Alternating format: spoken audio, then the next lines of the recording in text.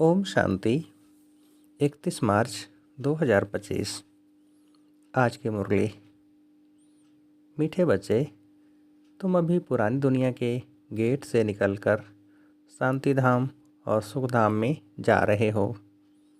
बाप ही मुक्ति जीवन मुक्ति का रास्ता बताते हैं।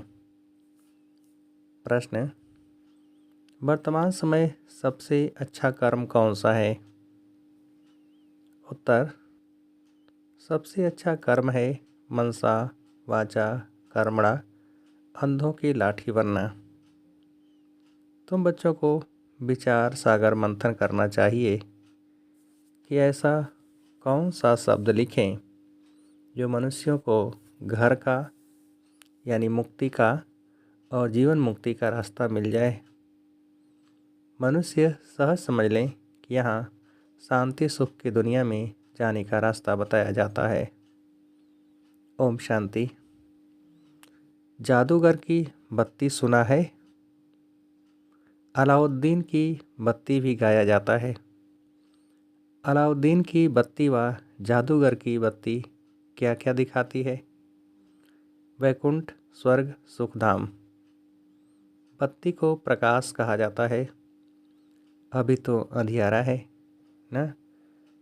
अब यह जो प्रकाश दिखाने के लिए बच्चे प्रदर्शनी मेले करते हैं, इतना खर्चा करते हैं, माथा मारते हैं, पूछते हैं बाबा इनका नाम क्या रखें। यहाँ बॉम्बे को कहते हैं गेटवे ऑफ इंडिया। स्टीमर पहले बॉम्बे में ही आते हैं। दिल्ली में भी इंडिया गेट है। अब अपना यह है गेट ऑफ मुक्ति जीवन मुक्ति। 2 गेट्स हैं ना। हमेशा गेट 2 होते हैं, इन और आउट। एक से आना, दूसरे से जाना। यह भी ऐसे है, हम नई दुनिया में आते हैं, फिर पुरानी दुनिया से बाहर निकल अपने घर चले जाते हैं, परंतु वापस आपे ही तो हम जा नहीं सकते क्योंकि घर को भूल गए हैं। गाइड चाहिए। वह भी हमको मिला है जो रास्ता बताते हैं। बच्चे जानते हैं बाबा हमको मुक्ति जीवन मुक्ति शांति और सुख का रास्ता बताते हैं। तो गेट ऑफ शांति धाम सुख धाम लिखें। विचार सागर मंथन करना होता है ना। बहुत ख्यालात चलते हैं। मुक्ति जीवन मुक्ति किसको कहा जाता है वह भी कोई को पता नहीं है। शांति और सुख तो सभी चाहते हैं। शांति भी हो और धन दौलत भी हो। वह होता ही है सतयुग में। तो नाम लिख दें गेट ऑफ शांति धाम और सुख धाम, अथवा gate of purity peace prosperity. यह तो अच्छे अक्षर है, तीनों ही यहाँ नहीं हैं, तो इस पर फिर समझाना भी पड़े। नई दुनिया में यह सब था। नई दुनिया की स्थापना करने वाला है पतित पावन गॉड फादर। तो ज़रूर हमको इस पुरानी दुनिया से निकल घर जाना पड़े। तो यह गेट हुआ ना प्योरिटी पीस प्रॉस्पेरिटी का। बाबा को यह नाम अच्छा लगता है। अब वास्तव में उसकी ओपनिंग तो शिव बाबा करते हैं, परंतु हम ब्राह्मणों द्वारा कराते हैं। दुनिया में ओपनिंग सेरेमनी तो बहुत होती रहती है ना। कोई हॉस्पिटल की करेंगे, कोई यूनिवर्सिटी की करेंगे। यह तो एक ही बार होती है और इस समय ही होती है, तो इसलिए विचार किया जाता है। बच्चों ने लिखा ब्रह्मा बाबा आकर उद्घाटन करें। बाप दादा दोनों को बुलाएं। बाप कहते हैं तुम बाहर कहीं जा नहीं सकते, उद्घाटन करने के लिए जाएं। विवेक नहीं कहता, कायदा नहीं। यह तो कोई भी खोल सकते हैं, अखबार में भी पड़ेगा प्रजापिता ब्रह्मा कुमार कुमारियाँ। यह नाम भी बड़ा अच्छा है। प्रजापिता तो सबका बाप हो गया, वह कोई कम है क्या? और फिर बाप खुद सेरेमनी कराते हैं। करण करावनहार है ना। बुद्धि में रहना चाहिए ना। हम स्वर्ग की स्थापना कर रहे हैं, तो कितना पुरुषार्थ कर श्रीमत पर चलना चाहिए। वर्तमान समय मनसा वाचा कर्मणा, सबसे अच्छा कर्म तो है एक ही है, अंधों की लाठी बनना। गाते भी हैं, हे प्रभु अंधों की लाठी, सब अंधे ही अंधे हैं। तो बाप आकर लाठी बनते हैं, ज्ञान का तीसरा नेत्र देते हैं, जिससे तुम स्वर्ग में नंबरवार पुरुषार्थ अनुसार जाते हो। नंबरवार तो हैं ही। यह बहुत बड़ी बेहद की हॉस्पिटल कम यूनिवर्सिटी है। समझाया जाता है आत्माओं का बाप परम पिता परमात्मा पतित पावन है। तुम उस बाप को याद करो तो सुख धाम चले जाएंगे। यह है हेल, इनको हेवन नहीं कहेंगे। हेवन में है ही एक धर्म, भारत स्वर्ग था, दूसरा कोई धर्म नहीं था। यह सिर्फ याद करें, यह भी मनमना भव है। हम स्वर्ग में सारे विश्व के मालिक थे, इतना भी याद नहीं पड़ता है। बुद्धि में है हमको बाप मिला है तो वह खुशी रहनी चाहिए, परंतु माया भी कम नहीं है। ऐसे बाप का बनकर फिर भी इतनी खुशी में नहीं रहते हैं, गुटखे खाते रहते हैं। माया घड़ी घड़ी बहुत गुटखे खिलाती है, शिव बाबा की याद बुला देती है। खुद भी कहते हैं याद ठहरती नहीं है। बाप गुटखा खिलाते हैं ज्ञान सागर में, माया फिर गुटखा खिलाती है विषय सागर में। बड़ा खुशी से गुटखा खाने लग पड़ते हैं। बाप कहते हैं शिव बाबा को याद करो, माया फिर भुला देती है। बाप को याद ही नहीं करते, बाप को जानते ही नहीं। दुख हरता सुख करता तो परमपिता परमात्मा है ना, वह है ही दुख हरने वाला। वह फिर गंगा में जाकर डुबकी लगाते हैं। समझते हैं गंगा पतित पावनी है। सतयुग में गंगा को दुख हरनी पाप कटनी नहीं कहेंगे। साधु संत आदि सब जाकर नदियों के किनारे बैठते हैं, सागर के किनारे क्यों नहीं बैठते हैं। अभी तुम बच्चे सागर के किनारे बैठे हो। ढेर के ढेर बच्चे सागर पास आते हैं, फिर समझते हैं सागर से निकली हुई यह छोटी बड़ी नदियाँ भी हैं। ब्रह्मपुत्रा, सिंध, सरस्वती, ये भी नाम रखे हुए हैं। बाप समझाते हैं बच्चे तुम्हें मनसा वाचा कर्मणा बहुत बहुत ध्यान रखना है। कभी भी तुम्हें क्रोध नहीं आना चाहिए। क्रोध पहले मनसा में आता, फिर वाचा और कर्मणा में भी आ जाता है। यह 3 खिड़कियां हैं, इसलिए बाप समझाते हैं मीठे बच्चे वाचा अधिक नहीं चलाओ, शांत में रहो। वाचा में आए तो कर्मणा में आ जाएगा। गुस्सा पहले मनसा में आता है, फिर वाचा कर्मणा में आता है। तीनों खिड़कियों से निकलता है। पहले मनसा में आएगा। दुनिया वाले तो एक दो को दुख देते रहते हैं, लड़ते झगड़ते रहते हैं। तुमको तो कोई को भी दुख नहीं देना है, ख्याल भी नहीं आना चाहिए। साइलेंस में रहना बड़ा अच्छा है। तो बाप आकर स्वर्ग का अथवा सुख शांति का गेट बतलाते हैं, बच्चों को ही बतलाते हैं। बच्चों को कहते हैं तुम भी औरों को बतलाओ। प्योरिटी पीस प्रॉस्पेरिटी होती है स्वर्ग में। वहाँ कैसे जाते हैं यह समझना है। यह महाभारत लड़ाई भी गेट खोलती है। बाबा का विचार सागर मंथन तो चलता है ना, क्या नाम रखें। सवेरे विचार सागर मंथन करने से मक्खन निकलता है, अच्छी राय निकलती है। तब बाबा कहते हैं सवेरे उठ बाप को याद करो और विचार सागर मंथन करो। क्या नाम रखा जाए, विचार करना चाहिए। कोई का अच्छा विचार भी निकलता है। अब तुम समझते हो पतित को पावन बनाना माना नरकवासी से स्वर्गवासी बनाना। देवताएं पावन हैं, तब तो उनके आगे माथा टेकते हैं। तुम अभी किसको माथा नहीं टेक सकते हो, कायदा नहीं। बाकी युक्ति से चलना होता है। साधु लोग अपने को ऊंच पवित्र समझते हैं, औरों को अपवित्र नीच समझते हैं।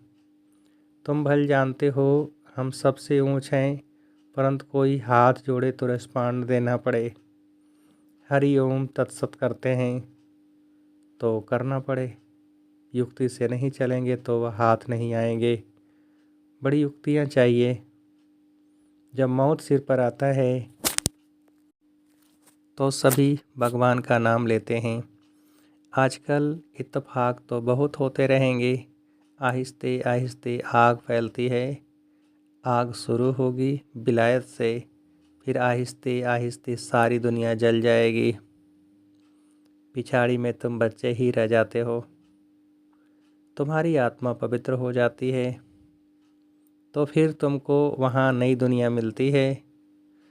दुनिया का नया नोट तुम बच्चों को मिलता है। तुम राज्य करते हो। अलाउद्दीन की बत्ती भी मशहूर है ना। ऐसा ऐसा नोट ऐसा करने से कारून का खजाना मिल जाता है भी बरोबर। तुम जानते हो अल्लाह अवलदीन झट इशारे से साक्षात्कार कराते हैं। सिर्फ तुम शिव बाबा को याद करो तो सब साक्षात्कार हो जाएंगे। नवदा भक्ति से भी साक्षात्कार होता है ना। यहाँ तुमको एम ऑब्जेक्ट का साक्षात्कार तो होता ही है। फिर तुम बाबा को, स्वर्ग को बहुत याद करेंगे। घड़ी घड़ी देखते रहेंगे। जो बाबा की याद में और ज्ञान में मस्त होंगे वही अंत की सभी सीनरी देख सकेंगे। बड़ी मंजिल है। अपने को आत्मा समझ बाप को याद करना मासी का घर नहीं है। बहुत मेहनत है। याद ही मुख्य है। जैसे बाबा दिव्य दृष्टि दाता है तो स्वयं अपने लिए दिव्य दृष्टि दाता बन जाएंगे। जैसे भक्ति मार्ग में तीव्र वेग से याद करते हैं तो साक्षात्कार होता है। अपनी मेहनत से जैसे दिव्य दृष्टि दाता बन जाते हैं। तुम भी याद की मेहनत में रहेंगे तो बहुत खुशी में रहेंगे और साक्षात्कार होते रहेंगे। यह सारी दुनिया भूल जाए, मनमना भव हो जाए, बाकी क्या चाहिए। योग बल से फिर तुम अपना शरीर छोड़ देते हो। भक्ति में भी मेहनत होती है, इसमें भी मेहनत चाहिए। मेहनत का रास्ता बाबा बहुत फर्स्ट क्लास बताते रहते हैं।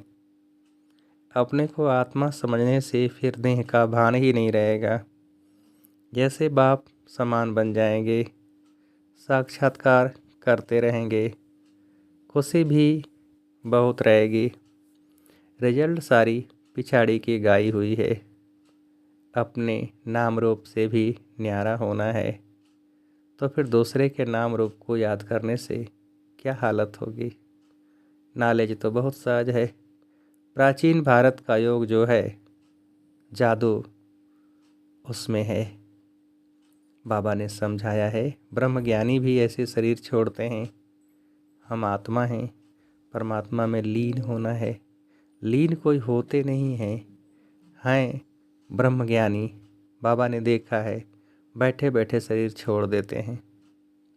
वायुमंडल बड़ा शांत रहता है, सन्नाटा हो जाता है।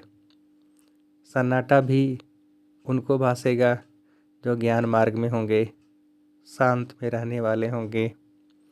बाकी कई बच्चे तो अभी बेबियां हैं, घड़ी घड़ी गिर पड़ते हैं। इसमें बहुत बहुत गुप्त मेहनत है। भक्ति मार्ग की मेहनत प्रत्यक्ष होती है। माला फेरो, कोठी में बैठ भक्ति करो। यहाँ तो चलते फिरते तुम याद में रहते हो। कोई को पता पड़ न सके कि यह राजाई ले रहे हैं। योग से ही सारा हिसाब किताब चुकतो करना है। ज्ञान से थोड़े ही चुकतो होता है। हिसाब किताब चुकतो होगा याद से। कर्म भोग याद से चुकतो होगा। यह है गुप्त। बाबा सब कुछ गुप्त सिखलाते हैं। अच्छा,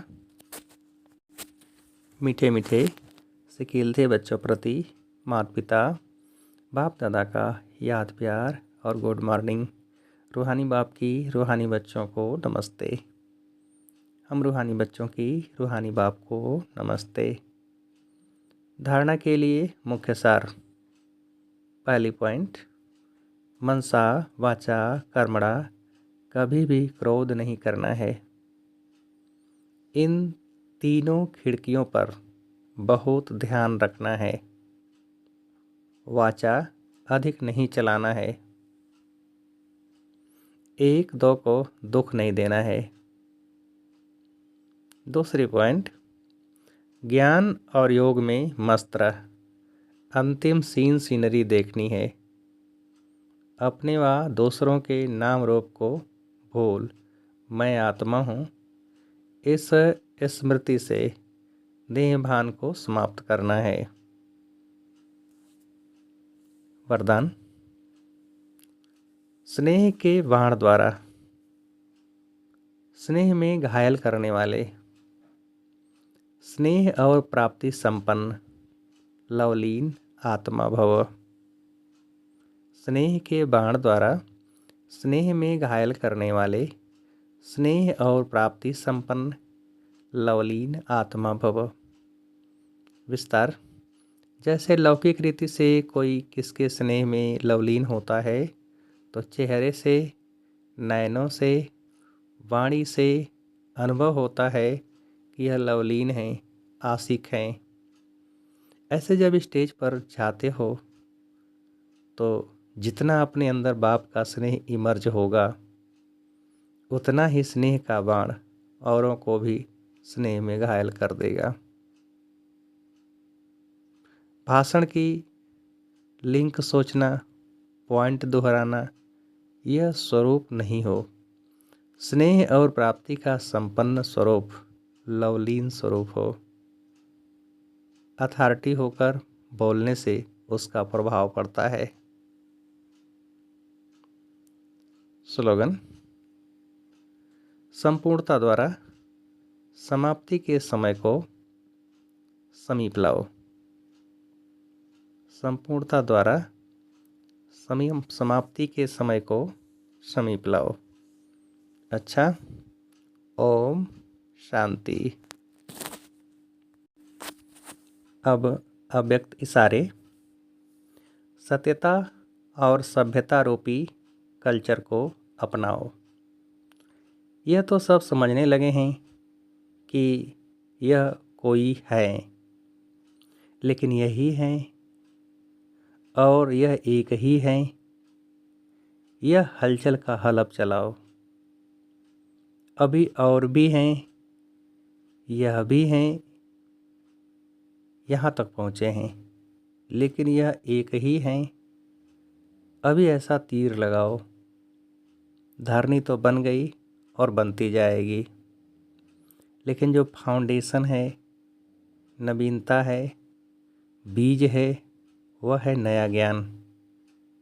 निस्वार्थ प्यार है, रूहानी प्यार है।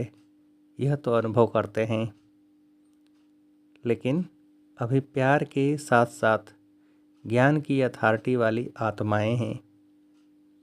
सत्य ज्ञान की अथॉरिटी हैं। यह प्रत्यक्ष करो तब प्रत्यक्षता हो। अच्छा। ओम शांति।